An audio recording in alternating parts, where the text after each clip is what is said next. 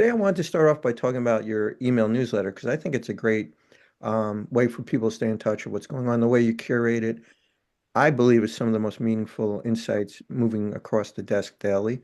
And I learned a lot from it. But I wanted to start off by asking you about a couple of things you reported on this week. One was this study that showed that half of all internet content is now written by bots. And I want to, well, A, get your reaction to that, what you think that really means, and then drill down a little bit and do a follow-up question. Their data was a little weird and the study wasn't the most scientific study, but it really doesn't matter, Joe, because that's the trend. And it started with autocomplete and spell check, Mhm. right? I mean, we're all innocently, uh, I'm in a can, damn you, autocorrect, in a cab. I mean, we've had this for a long time, and this is like the next level. If you think about it, a large language model is really just autocomplete on steroids. I mean, it's literally how it works. Oversimplified, but literally how it works. And so we're there, and there are two manifestations that are obvious. One is AI slop, which you see everywhere. Mhm. There's just so much nonsense. More than a year ago, Kindle Digital Publishing, Amazon's ebook group, started to limit you to, I think it was 3 ebooks a day, or like it was a small single digit number, because people were uploading 500 ebooks a day, and they weren't writing them right. This is when AI was even worse, like significantly worse.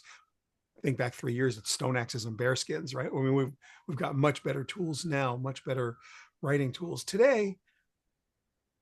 You have work slop, which is even worse than AI slop, because people are generating all of this nonsense verbiage internally and sending it as reports, and it's really out of hand. And a lot of my clients and the leaders I work with are struggling mightily on two sides of this spectrum. One, people won't use it at all because whatever tools they have are so restricted by SecOps and legal and risk and compliance that it's just useless. And on the other side, people are so promiscuously using it that it's terrifying, the amount of nonsense that's being dumped on the world. But if you think about responsible AI use with respect to writing, and I think I actually follow that. I would say unabashedly at the bottom of every email that I send out, I say unabashedly, in the disclaimer on every single blog post and every page of my website, that I use various AI models to complete the work, and I do. It does all the stuff I hate doing. It goes out and finds 3 versions of a story, and like I'll put a context profile and a pre-prompt into whichever model I want to use on a given day, depending on what kind of story I want to write and what kind of writing I want to do. And I will tell it specifically, go get 3 versions of this story from credible news sources, compare and contrast. I just want the fact pattern. I don't want the insights or opinion. Summarize it that way. And by being very specific with my research asks and being very grounded in examples, uh, the, there's a concept that we teach in our prompt crafting and context engineering workshops, where you create a context profile, which describes who you are, what you're acting as, and what you expect the model to do. Then you build a pre-prompt, and that pre-prompt is the grounding. It's the canonic understanding. In our case at the Palmer Group, it's a very strict set of literary rules. It's our version of like the style book. It's a Yep. combination of Strunk and White. S.I. Hayakawa's The Nature of Language, 2 of my favorite books in the world about how to write. Mhm. Eat, Shoots, and Leaves, another one I like a lot. And then some of the stuff out of the AP style book and the Modern Language Association MLA style sheet that I like a lot, and examples of my favorite works that I've written, to the point where you could ask the model, explain the structure and format of a Shelly Palmer morning blog post, and it will tell you, I mean, flat out how you would write it. And to be fair, Joe, if I'd let it, with the exception of the things that are telltale, where it does antithetical sentence construction, when it adds too many em dashes, when it, does sentence fragments, when it tries to add a nonsense filler for IT professionals, like I don't write like that. Like Mhm. it does all of that. If you take all of that out, which you can't make it do no matter how hard you try, but if you can get that out of there, it's pretty close to the way I would write something. Now it's not exact, but it's pretty close. And so I use it for first drafts all the time. So thank you for the full disclosure. I retract my compliment to you for your newsletter. I want Oh to yeah. extend the compliment to your AI.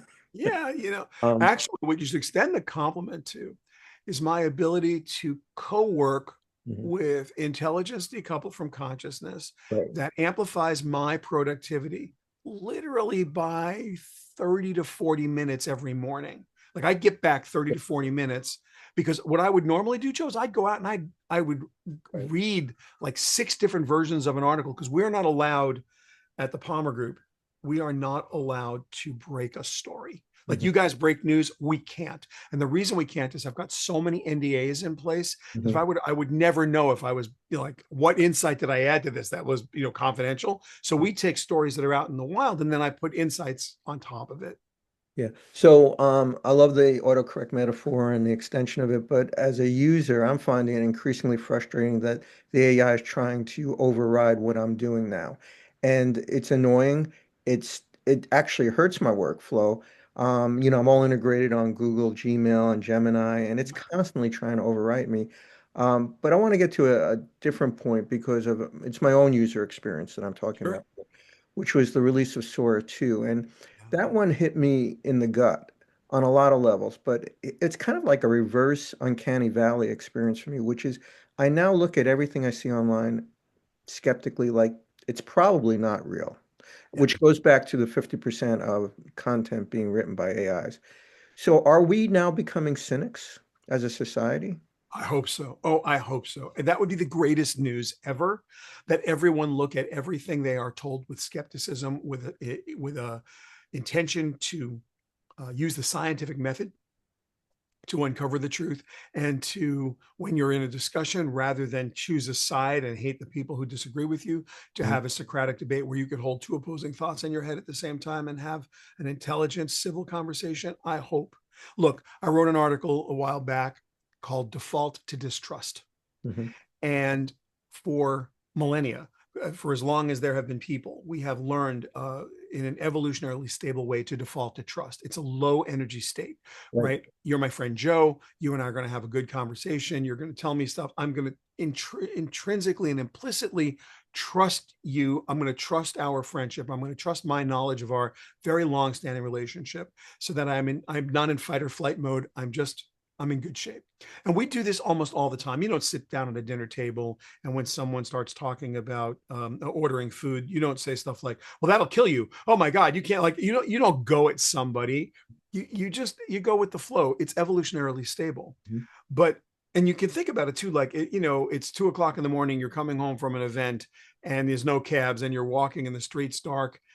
You have a heightened sense, and it requires an immense amount of energy to have that heightened sense, because you're distrusting all the surroundings. They're unfamiliar. It's dark. It's like you're not in a place you're comfortable. And so you are distrusting all that you see, all that you sense.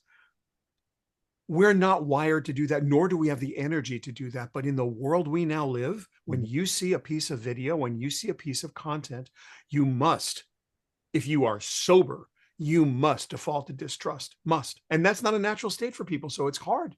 So what's the impact in that on all forms of published digital content, including advertising? Are people going to become more skeptical of any claim? So I think it's it's going to be generational, as it has always been. I think you can already see trends where uh, teenagers and even adolescents and younger, the tweens, know what they're seeing is real or fake. They have an unbelievable ability to pick out things where the physics are wrong. Now, when the physics come over the uncanny valley, and that's what Sora 2 is trying to say, right? That they've got their physics right. This is going to be good for robotics training, for real world understanding. Like there's a bunch of ramifications far and above just creating video, according to OpenAI's researchers. But let's just say that they can't tell, from the physics, that it's across the uncanny valley to the point where you just literally don't know what it is. Um, you and I know, as people who have been in and around the news business and journalism our whole careers, people believe what they want to believe. I'm always reminded, I should probably find a better example, but the one that always comes to mind for me is the Nancy Pelosi 2016 image of her, the video of her being either drunk or brain damaged, with all of the Mhm. memes and all of the tweets about that. And then when it was shown to have just been old fashioned slow motion, not even AI, just they slowed down the recording to make her seem speech impaired. When that was shown to people, they said, well, yeah, but she's brain damaged anyway. She's always drunk anyways. Like, they wouldn't believe when they were presented with the facts. So you know where we are, Joe. So, all right, echo chambers, confirmation bias, all that's been built into us, this innate trust propensity we have. Yeah. But do you think, given the fact that experience is changing so fast now, people will elevate their skepticism and that we might actually have a healthier society in vetting all of those product claims or campaign fake ad claims? No? That is both a hope and a prayer, and I have neither confidence nor any enthusiasm for that point of view. I think there are people. Look, one of the first things they did with VO3, which is the Google version of Sora 2, um, was they started doing Bible stories. Jonah in the belly of the whale, and David and Goliath, and Daniel in the lion's den. We saw all of these Bible stories brought to life. Joe, with all due respect, there are people in the United States who believe those are documentaries. Right, for sure. But that predates digital. Again, they believe they're documentaries, and in some cases believe that that's actual footage. I don't know what to say about the average person's intellect or their willingness to be led and or be deceived. Ricky Gervais has a pretty funny story in his stand-up routine where he says that they still write on a bottle of bleach, "Do not drink." Although, And then he said, take that label off for 2 years and you won't have the problem anymore. yeah, but a certain president of ours during COVID said you should. So, I'm simply saying, in his comedy routine, he said, just take that label off for 2 years and the problem will disappear. right. It like this is I want to make a joke out of it because it's so disturbing. We have to learn to default to distrust. Honestly, it's not even default to distrust, which we kind of need to do now because of the tools and techniques that are available. How about you think for yourself, Joe? Like, just that. Right. Like, why are you taking other people's opinions about what happens in the news? What has happened to the news business where commentary, literally commentary and punditry, is confused for journalism? Sure. And the lines are so blurred between opinion, commentary, and journalism. There are whole news channels that are built on commentary and built on opinion, where and they'll do something in the morning with an opinion and a commentary, and it becomes reported as news at night. I'm sorry, this isn't me making this up. This is just, all you need to do is watch and listen and you'll see it. So if we're willing to accept that Mhm. in a world of, quote, alternative facts, I have no hope for cynicism to emerge if it hasn't already. Those of us who are cynical, and I know who we are, or have been cynical our whole lives. It's not like Sure. I didn't newly wake up and it's like, now I don't trust anything. I like to think for myself. It's the thing I like to do most.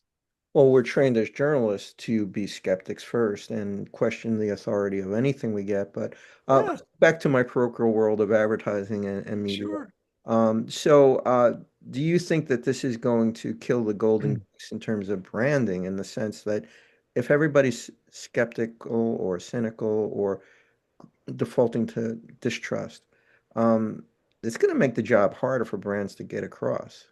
So that's a really interesting question. I'll tell you what's fascinating. Back to Sora 2 for a second. There was a very interesting sort of turn of events. It launched, and you had to opt out of your content being available in Sora 2, which of course is the best way for OpenAI to put it out there, but not so good if you're a content owner, an Right. IP, a rights holder. And it went to number 3 in the App Store in like 10 seconds. Mhm. Facebook has substantially the same technology for the like 6 months it's been Mhm. out there, 123 in the App Store. Why? Well, the Facebook tool, the Facebook app didn't have any social component, oddly. Cameo, this feature of Sora 2, allowed me to put you and me, in a bodega robbing the bodega. I mean, we could both have cameo appearances in these videos and we could share them socially. And it was something that it was Instagram worthy and it was TikTok worthy and it was really quite fantastic. And everybody started to use it. If you could get an invite code, everybody was doing it Sure. immediately. Now, of course, the cease and desist letters came within 48 hours. Right. Everybody walked away from this app. What did we learn? We learned that people are really, really, really interested in the content, but they have no concept and or use for copyright law. Right. Now, when you take that in the context of a brand, what is a brand? Everyone's got their own definition. I'll simplify it. A brand is a promise. I Sure. see the Nike brand. I know it's excellence in athletics. I'm an athlete because Nike says I am. That's in their mission statement. I Mhm. don't think of myself as an athlete, but Nike does, which makes me look at that logo and go, yeah, man, they're making me a promise. I'm going to be great at my athletic endeavors right now. And so each brand comes with this promise. And as long as the brands fulfill that promise, then they have a place in the universe. And I think the more confusing the world gets, the more important a brand becomes, because that Yeah. trust is the currency of a world of, I don't know what I'm looking at, something I can trust. The bigger problem is counterfeits, right? Right. Like somebody puts Big Red Coke logo on something that's not from Big Red Coke. Mhm. It's illegal. Could people do it? Well, it used to have a high bar. Now these tools, unless they're grounded and or somehow regulated, not by law, but internally regulated to not infringe on people's copyrighted material or their IP, it's going to get a little weird. But where the brands are authentically displayed, this is the luxury brand, this is the brand I trust. I think brands are more important and will be more important as time goes on. And you could see it in OpenAI's Dev Day launch. They partnered with Spotify, Right. but they also partnered with aggregators, Booking.com and Expedia. Now, one day maybe they will go around those guys and make arrangements directly with the hotel chains and the airlines. As I've said many times, I think that's probably the end state. But going to the aggregator is super easy for them, and it's a trusted aggregator. I loved the demo with go to use Spotify and make a playlist for my party. I mean, how fantastic was that? Reminded me of when Zuck got on stage and said, "I can order flowers from 1-800-Flowers." Mhm. Quick disclosure, I'm on that board. I didn't mean to bring that up as a shameless plug, Right. but it was like that kind of moment for me. Spotify said, "Yeah, that's it, man. It's integrated into the chat window. You don't have to leave the casino." But the brand Yeah. made that possible. They could have done that with any Sure. music service. They did it with a known brand because you'll trust it. It's got share of mind, which will give it share of prompt. For an advertiser, this is a really clear direction about where things are going. Well, by the way, I agree with you about branding, and in particular for information and news brands, I do think they will stand out and differentiate the trusted ones. The problem is people will pick their confirmation bias. Uh, Yes, always.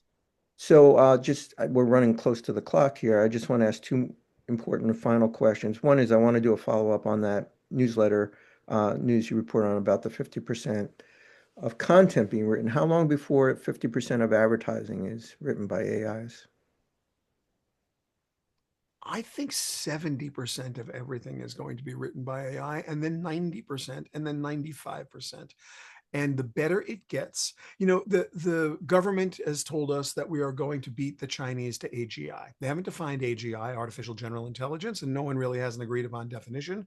But let's just say it's when this thing can do work that you and I would go, oh, okay, that's good.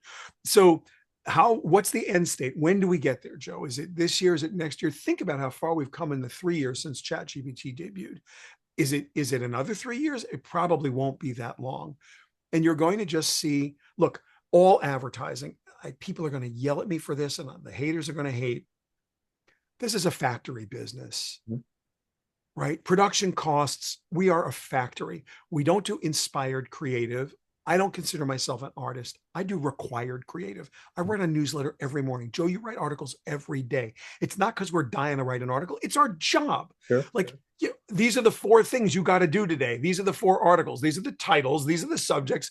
I expect 2,000 words by close of business. If I can get 5 articles instead of 4, and then 10 articles instead of, 5, it's a factor. Like, if you can do the work of 3 guys, your boss, who I know, is going to make you do it. That's So what's going to happen. it'd be interesting to see if Dostoevsky lived in the time of AI cope writing partners. But all right. By So the way, Joe, I don't want this confused with inspired creative. okay. You are someone who is touched by a muse and you emote because you need to emote. And this is a way you share what your innermost feelings with others so they can feel it too. That's a different kind of creative. You and I don't do that for a living. You may do that on your own. I certainly do it on my own. But when I am working, I have business outcomes on a brand brief or some kind of business brief and an output that's required at a deadline. Mhm. That is perfect for executional tools like AI. So last question. This may not have been on your radar, maybe it was, but in my world, it was important. This on Wednesday, there was the first ever quote unquote agentic agent to agent media buy was executed live on Zoom in front of the entire ad industry. Yep. And I mean, maybe they've already been done in some way, Yes, they but have. Of course, they have. of course. But the point is, we're now at that point now where agentic media buying and planning and strategy is like a real thing. Yep. And protocols are going into place now to build them out. Mhm. How quickly does that scale? And what are the human buyer planners going to be doing as a result of that? Back in the day, there was a human being in the art department who spec'd type Hmm. and hand lettered. Then they used computer photo typesetting. Then the Macintosh hit in 1984, and everything about pre-press changed. Every single thing about pre-press changed, never to go back. How many paste up boards did I make with how many rapidograph pens and non-repro blue pencils did I set up? So working as an intern in an art department for a catalog house when I was in college. Hmm. People won't even know what those words mean today. They have no concept of what that is. Those jobs are gone. Yeah, I There stripped. is nothing about media planning and buying that cannot be done significantly better, not just a little better, significantly better by AI. This is not a judgment call. This is a purely data driven optimization play. And I got to tell you, all the things computers do well, regressing lines, lots of lines, and doing time series, lots of time series, and then comparing and contrasting and understanding, like, and testing and retesting without having an attitude about it. Everything you know about that kind of workflow will be 1,000% automated at the fastest possible way they can possibly do it. It's just over. Those people are walking dead. And it's not a popular thing. Say AI is not going to take your job. People who use AI better than you are going to take your job. No, AI is taking these jobs. Mhm. Not generative AI, not chat GPT. Oh, AI will take these jobs for sure. All of them. all right. Well, we can pick up on that the next time, talk about the displaced labor force. But thanks for ending on a happy note. There's nothing I can do about it. It's like, is it happy or sad? It just is. Look, Joe, one of my skills, a fun fact, I can stand in front of a symphony orchestra with a score I've never seen, whether it's written, transposed, or in concert key, and conduct at sight. I learned that skill as I learned to sight sing. I learned that skill as I learned to sight read. It was table stakes to get into the music business, to get into the jingle business, which is where I started in advertising in the last century. Mom and dad owned music stores. They were music educators. This is what I learned to do, and it was required. There was no way you got a job singing on a jingle. There was no way you got a job writing a jingle. You were not going in a recording studio without those skills. Hmm. Not required today. Sure. You can be the most successful writer in the world and not write a note of music by hand. Hans Zimmer does not write on paper. He writes by ear and plays into the keyboard, and someone else transcribes it for him. He's one of the greatest composers that has ever lived. The skill is not required. It was table stakes. It doesn't exist now. Just Got what it. it is, man. It's So, just so what in it a is. way, it's a better productivity tool for the creative process, but it displaces a lot of in between people. It does, but this is evolution and it is what it is. And, look forward, not back, and try and apply your skills to the things that you can like. The role of a marketer today, Joe, is not going to be the role of a marketer in 36 months. Today, you're training agents. You're literally training the systems that are going to take away the executional part of your job. It's not going to take away the thought part of your job. So, what is a marketer? What is any executive 36 months from now? Making a guess. Someone who thinks, I hate this metaphor, but it'll resonate, who thinks at the speed of TikTok. Yeah. Terrible metaphor. But if you think about it that way, think at the speed of doom scrolling, that's the brain you're going to need, because Yeah. when execution is commoditized, then only strategic thought is going to win, and how fast you can think that way. Yeah, I was just reading somewhere, maybe it was on your newsletter this morning, that Uber is now paying Uber drivers to train the AIs that are going to displace them. So, Terrifying. But I can't stop it. You can't stop it. What we can do is we can adapt and we can prosper under the adaptation, because it's the only the other option is not good. Just have to adapt and go forward. That's the happy note, man. Just go for it. thank you. All I right. hope we can pick up again soon. There's a lot more to get into, but I'll be looking at your newsletter every day and making notes. So thank you. Yeah, you can be skeptical, but honestly, I write that newsletter every day and I use AI to help me do it faster. And it's just the way it's always going to be from now on.